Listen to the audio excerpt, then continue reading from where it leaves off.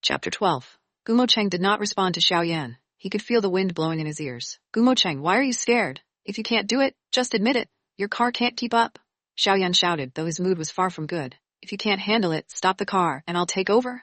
Shut up, Gumo Cheng said coldly. Without another word, he pressed down on the accelerator, and the car instantly sped up. The sports car shot forward toward the tunnel entrance. Xiao Yan quickly double-checked his seatbelt. While he was eager for Gumo Cheng to overtake their rivals, his own safety was still a top priority. Speed up, pass them, show them what you're made of.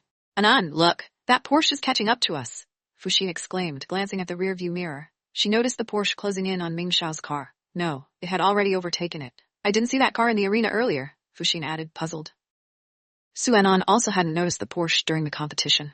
She turned to look and saw the Porsche now side by side with her car. Half of the man's face was visible through the window, and he was smiling provocatively at her and Fuxin. What Su Anan hated most was being underestimated. Moreover, she was already in a bad mood, which only fueled her determination. She stepped harder on the accelerator, pushing its speed to 180. Ahead, the road curved sharply, a dangerous spot where two cars could barely pass at the same time. Either Su Anan's car would pass, or the Porsche would. Su Anan smiled coldly and said to Fuxin, who was nervously watching beside her, Xiaoxin, check your seatbelt and hold on tight. With that, she accelerated and turned the steering wheel sharply.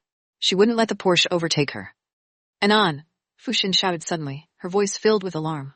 At the same moment, they heard the sound of a car crashing into the barrier. It wasn't Su Anan's car that hit, but the Porsche. When Su Anan had turned the steering wheel, she had veered slightly toward the Porsche. The sports car driver hadn't expected this move and swerved sharply to avoid her, smashing into the roadside railings and coming to a halt. Moments later, Su Anan executed a flawless drift, repositioning her car in front of the Porsche. She rolled down her window, stuck out her hand, gave the Porsche driver a thumbs up, then flipped it down in mockery with a sarcastic smile. Xiao Yan was dumbfounded by the scene. The woman driving the car clearly didn't care about her own safety. If Gumo Cheng hadn't maintained precise control, her car could have collided with theirs, or worse, she might not have pulled off the move at all. And yet, she had the nerve to mock Gumo Cheng with a thumbs down? Xiao Yan was stunned. He couldn't believe her audacity. Fuck, the young people these days are so cocky, he muttered. Then turning to Gumo Cheng he added, and it's a woman. Gumo Cheng's expression darkened. He watched the girl with her purple-dyed hair and night vision goggles. His frown deepened, clearly displeased by her provocation. It had been a long time since a woman had managed to anger him. But instead of restarting the car and chasing after her, Gumo Cheng turned off the engine and lit a cigarette.